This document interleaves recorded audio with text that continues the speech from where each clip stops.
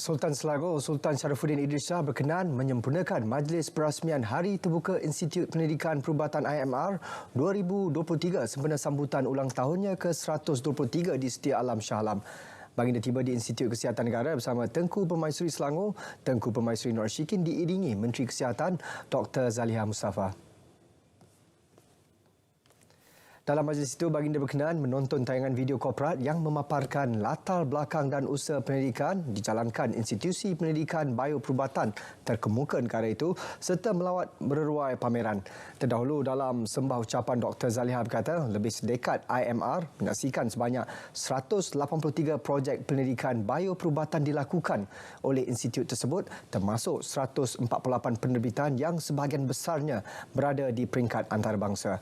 Pendidikan perubatan di negara ini melalui Institut IMR turut membawa kepada pencapaian seperti pengawalan penyakit denggi dan perkhidmatan diagnostik untuk mengenal pasti punca penyakit. Selain daripada pendidikan, IMR turut menjalankan khidmat diagnostik bagi mengenal pasti penyakit di mana secara purata kira-kira 300,000 ujian dijalankan setiap tahun. Dalam pada itu, beliau memaklumkan IMR turut menerajui pendidikan dalam pembangunan dua jenis vaksin COVID-19 iaitu jenis ternyah aktif dan pengantar asid ribonukleik. Selangor akan menyediakan satu peruntukan khusus buat mangsa bencana terutama melibatkan bantuan penyaluran makanan dan bekalan asas. Menteri Besar Selangor menerusi Pemerbadanan MBI kini bersedia dengan apa jua situasi luar jangka terutama ketika peralihan monsun timur laut nanti. Untuk program bencana banjir ataupun musibah yang berlaku. Yang ini kita belajar daripada apa yang berlaku pada tahun 2021, banjir besar di Selangor. Dan apa yang kita telah readykan adalah bekalan retort food. Terutama sekali kalau bila ada tempat-tempat yang inaccessible untuk masuk. Jadi kita prepare dulu retort food ni di balai-balai raya supaya bekalan makanan mudah didapatkan.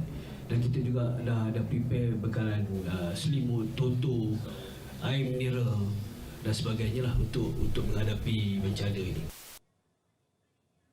Beliau ditemui pada Majlis Perasmian Projek Mobilisasi Ekonomi Komuniti Bandar Selangor Mekar 2023 di Sekolah Menengah Kebangsaan Sungai Kertas Batu Cave. Kerajaan negeri turut memperuntukkan RM100,000 bagi program menangani kemiskinan haid dengan memberi tuala wanita percuma kepada pelajar kurang berkemampuan. 5 sekolah telah dipilih menerima seunit mesin layan diri dan bekalan tuala wanita secara percuma selama setahun.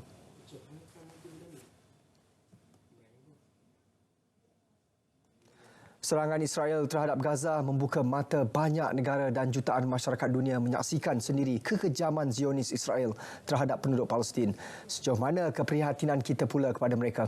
Perinciannya mengenainya langsung bersama Ahnaf Abu Bakar dari Kompleks Islam Putrajaya.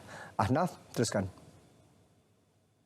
Ya sahih, pertempuran antara Palestin dan Israel sudah berlarutan sekian lama dan puluhan tahun juga rakyat Palestin dinafikan hak mereka. Umat Islam wajib menyatakan solidariti kepada rakyat Palestin demi mempertahankan maruah Islam dan hak kemanusiaan. Amir Fauzi berkesempatan menebual Ketua Pegawai Eksekutif Cinta Gaza Malaysia. Ikuti laporannya.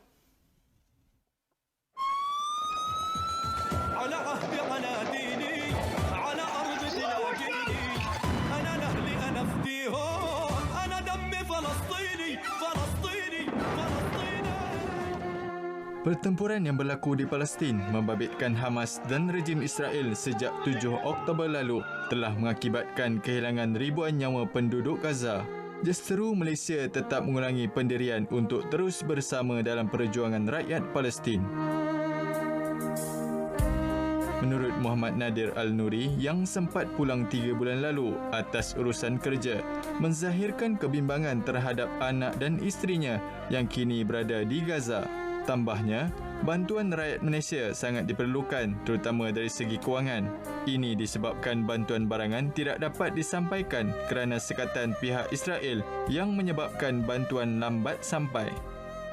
Kita ada plan strategi untuk berdepan dengan kecemasan dan peperangan, dan bila itu berlaku kita boleh terus menghubungi syarikat-syarikat yang ada hubungan baik dengan kita untuk keluarkan barangan-barangan yang kita perlukan, sama ada makanan, tilam, selimut dan barang-barang keperluan lain, dan kita hanya tanda tangan IOU dengan mereka, memohon kepada mereka izin untuk membayar selepas tamat peperangan bila mana duit boleh dipindahkan semula.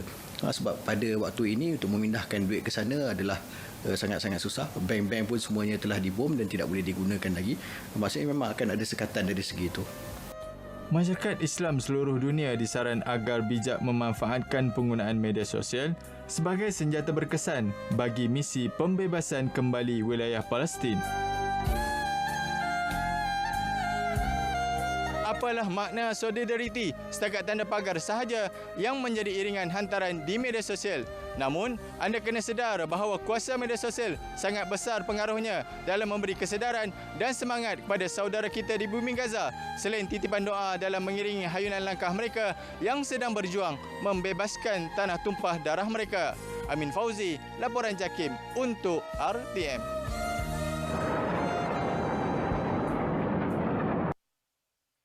Qasar solat bagi orang bermusafir boleh dilakukan bagi mereka yang menempuhi perjalanan melebihi 2 marhalah, iaitu pada anggaran bermula 81 km sehala.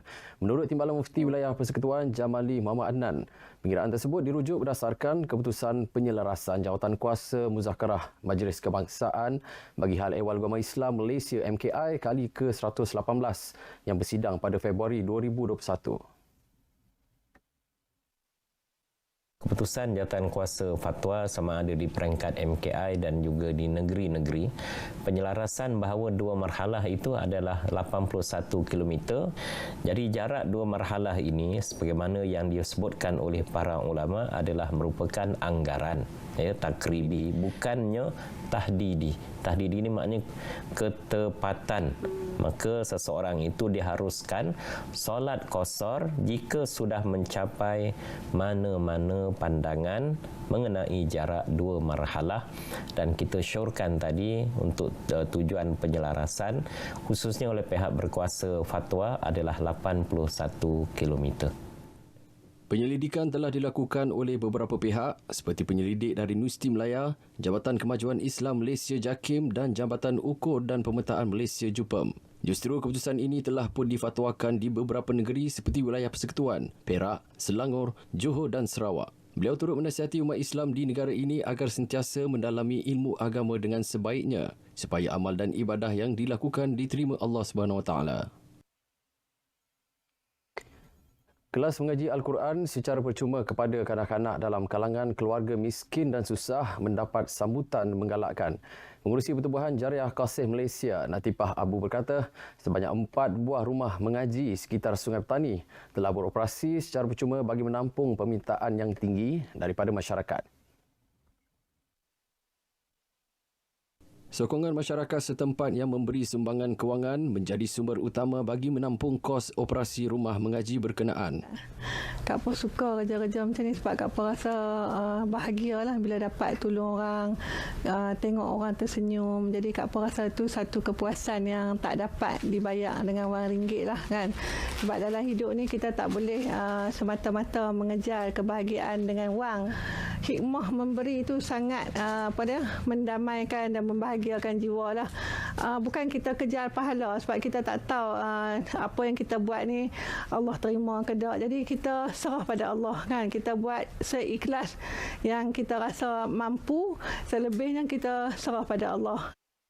Beliau yang aktif dalam kerja kebajikan serta pernah menyertai misi kemanusiaan ke beberapa negara berkata, pembelajaran Al-Quran dari peringkat awal amat penting sebagai asas keimanan diri.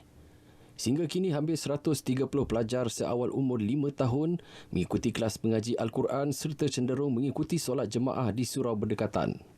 Program rumah mengaji amat membantu anak-anak khususnya B40 yang berada di sekitaran sinilah. Setakat sekarang hanya program membaca dan membetulkan hukum tajwid daripada Iqra hingga ke Al-Quran, dan yang sudah khatam pun ada yang mengulanglah membetulkan hukum tajwid. Selain rumah mengaji, Natifah turut mengendalikan butik amal, rumah anak yatim serta rumah kasih budiman bagi membantu masyarakat setempat yang memerlukan. Laporan itu tadi mengakhiri lintas langsung dari Kompleks Islam Putrajaya. Kembali ke Akhir Tapuri untuk berita selanjutnya. Assalamualaikum. Terima kasih Ahna.